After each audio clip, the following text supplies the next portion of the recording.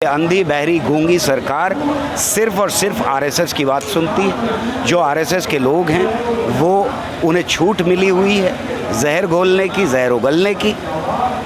मेरा मानना यह है कि ये खेल ख़तरनाक है, अगली आने वाली नस्लों के लिए ख़तरनाक है। इस खेल को फ़ौरन बंद किया जाना चाहिए। सर शर्जील, उस पर कोई सुनवाई नहीं हो रहा है शर्जील इमाम के केस पे, इस पे आप क्या कहेंगे? मेरा मानना यह है कि इस कानून को ही रद्द किया जाना चाहिए।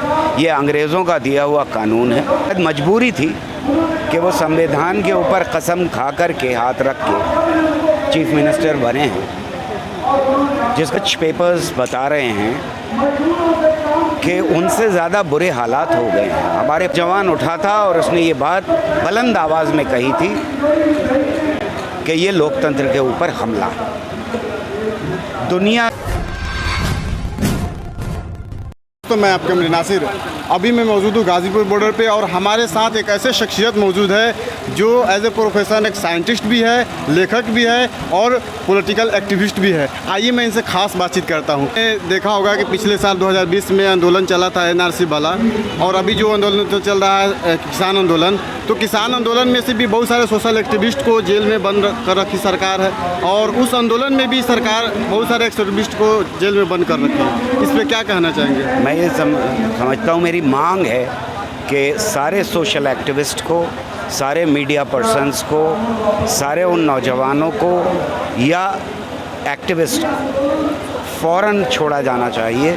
उनके ऊपर जो मुकदमे दायर किए गए हैं, जो एफआईआर लागू की गई हैं, झूठी हैं, दबाव में आकर के की गई हैं, बजाय इसके कि जो लोग नफ़रत फैला रहे हैं इस देश के अंदर, उनको सलाखों के पीछे भेजा जाए।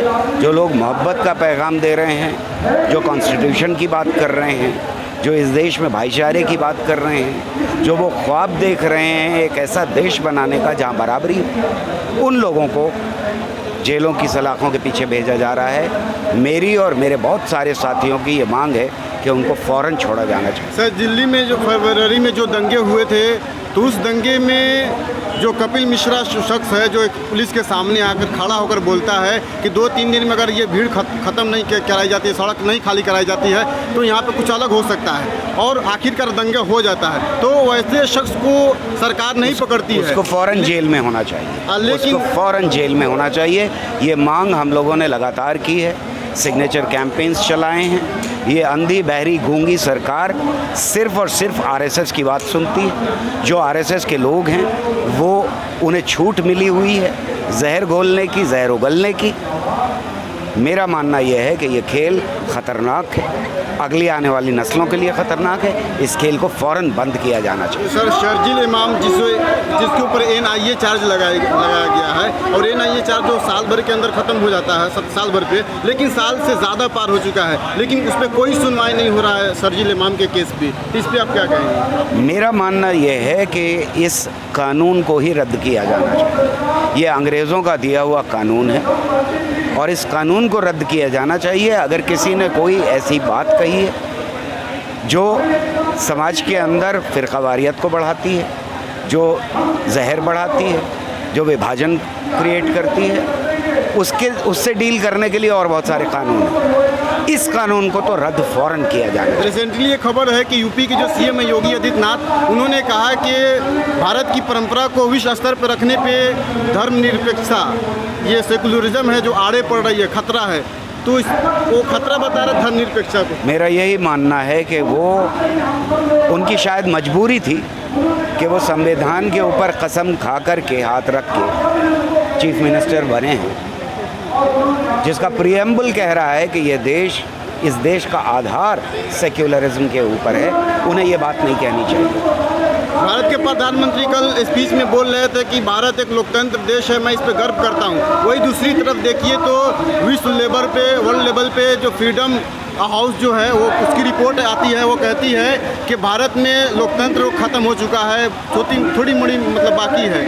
तो जो इमरजेंसी के हालात थे, ये रिसर्च पेपर्स बता रहे हैं कि उनसे ज़्यादा बुरे हालात हो गए हैं। हमारे 5 स्तंभ जो हैं वो आज उनसे ज़्यादा बुरे हालात में हैं, और ये दुनिया की बहुत रेप्यूटेड ऑर्गेनाइजेशंस कह रही हैं अपने रिपोर्ट्स में। मेरे ख्याल में हमारे अगर सरकार नहीं जागती है तो जनता को जागना पड़ेगा और इन हालात को बदलने की कोशिश करनी पड़ेगी। एनआरसी वाला जैसे मैंने सवाल किया तो बीजेपी जाकर बंगाल में भी कहती है फिर से एनआरसी हम लाएंगे और वो उस पर मतलब चुनाव लड़ रही है सरकार।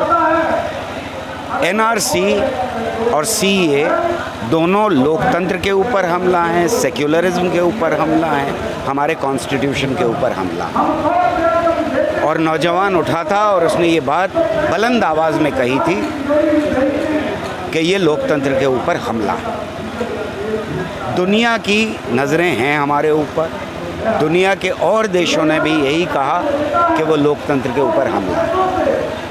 लेकिन नफ़रत और विभाजन की राजनीति में डूबे हुए ये लोग इस नशे में हैं कि शायद हमारे देश की जनता लोकतंत्र को बचाने के लिए खड़ी नहीं है। आरएसएस का पहले भी बहिष्कार हुआ इस देश में, गांधी के मर्डर के बाद। अब भी वो हालात पैदा हो रहे हैं कि आरएसएस को मुंह की खानी पड़ेगी। इस देश में फांसीवाद नहीं पनप सकता।